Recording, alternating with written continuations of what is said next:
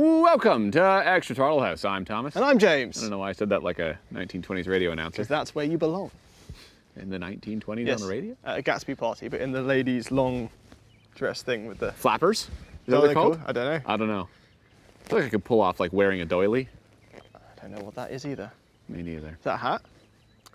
No, it's the thing that adorns your Toyota Century seats. It's a doily. If you choose. If you choose. You chose to put them in the trunk. Yeah.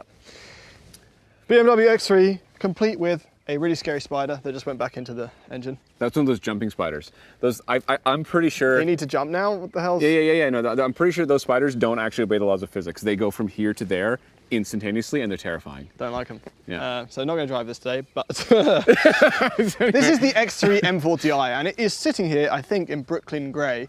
It's a lot of people will say it's primer.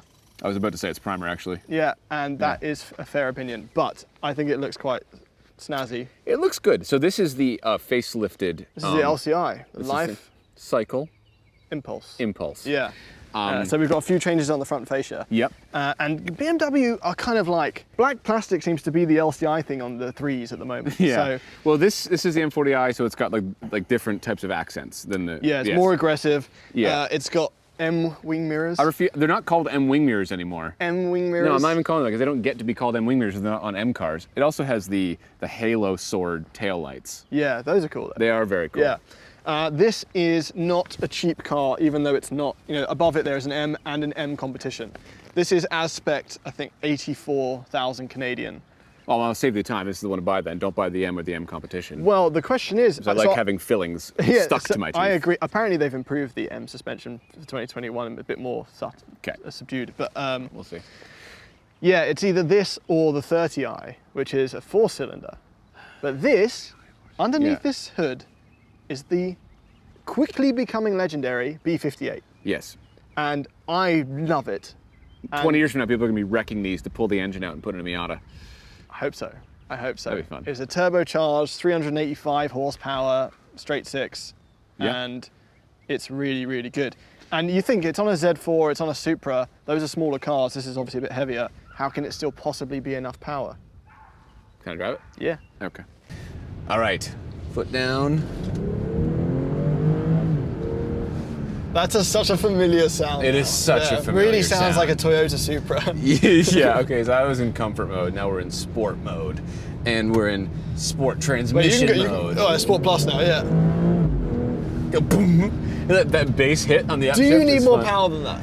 No, you don't. I get that people want it. The M, listen, the M competition of this vehicle and the X4, which is the coupe version, is so ridiculously capable. We tracked them at the launch. Yeah. And they're so very, very good, but They are just you feel like tracking cars. it? Are you tracking No, your you car? don't. So this is, we've said this before, don't get the M's of the SUVs. Just don't do it. There's no point. This is the one you buy.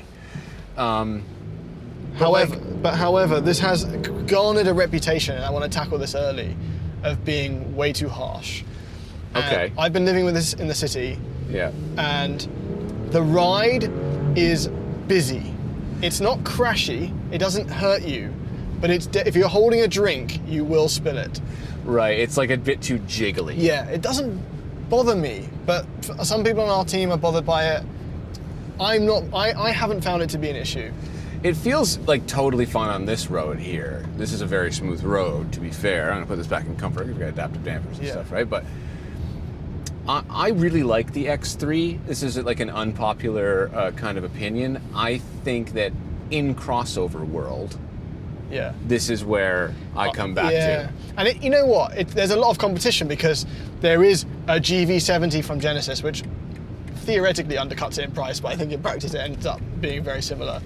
And then there's the GLC and the Q5, and the SQ5 I guess would go up against this. This, I find, balances driving dynamics with comfort and interior quality, because BMW's interior quality is top notch at the moment. Yes, it is. And this is a massive screen now. Yeah. Right, that's massive. And you have the iDrive controller if you want it. No, I think that I think this is a really good SUV. Like it's so well controlled. But do you feel it now though? It's slightly busy.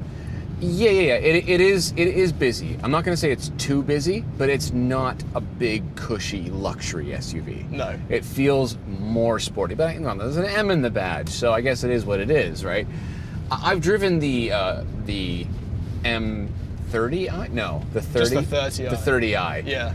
And, you know, it's got the B48, I believe. So 4-cylinder. 4-cylinder. Yeah. And you know what? It's not quick, but it is quick enough to live with, and it gets better fuel economy. I wish there was a B58, like a 4, just not an M40i, just a 40i. Yeah. Give me the suspension from the 30i, but the engine from the 40i. That's why I think, because for me, I don't care about being high up. I would get an M340i over this. I'd get the sedan. Unless you get a wagon. Unless if you really want an SUV and it's more expensive, the size up from here is when stuff really gets interesting, because on the Mercedes side, you get the mild hybrids, the 53, that's 6. Yeah. On the BMW side, you get just the X5 40i, which I think might be the best modern BMW you can buy in the lineup. The X5 40i is was that one of a V8? No, that's the 6. Okay, yeah, that is the good one. Yeah. Yeah, very soft, very nice, still plenty quick. You don't need the big V8. But it's not nearly as agile as this. Not nearly. No, it isn't. But I mean, I don't drive SUVs like cars. I don't want them to handle like cars. I drive them slowly and stupidly, like you do in a big SUV. Yeah, but you know, as far as living with, I've got on with this. You know, on the highway, it's a brilliant highway cruiser. Yeah. You got the tech, the lane assist. Yep, it's got the full lane assist. It's got the thing that reads your eyes, so you can go no hands and low speed stuff. I haven't done that. I'm too scared. Don't trust technology. Yeah, fair enough. The seats are comfortable. They're not too narrow. This giant panoramic roof. Yep.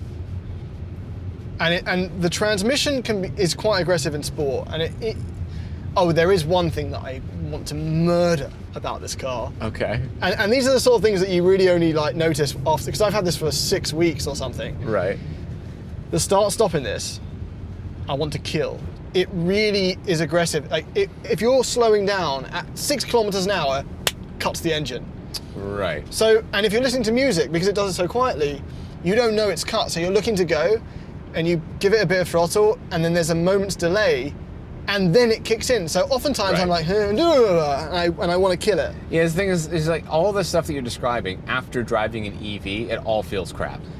Yes. It just all feels crap, And right? but EVs are going to take this class of car by storm. The Macan EV will probably be the first. I mean, there is an X3e, 30e plug-in. There's a plug-in. It has like 20-something kilometers of range or something like that in EV-only motor, I think. But full ground-up Macan style or EV is going to... Yeah, they'll be good. Once they sort out making the batteries lighter and the range really good, there's no question that's the way to do an SUV, right? Yeah, no, the engines are great. Yeah. There's a reason that this B58 is just... It's in everything. Everything, It's in the 440i, it's in the 340i, it's in the Z4 M40i, it's in the Supra. Yeah. I still think, as far as crossovers go, especially the mid-sporty level ones, the X3 is still kind of there. The X3 M40i is still the best. Okay. Did we just conclude a video without like some weird cutoff? Where are we going to cut the video?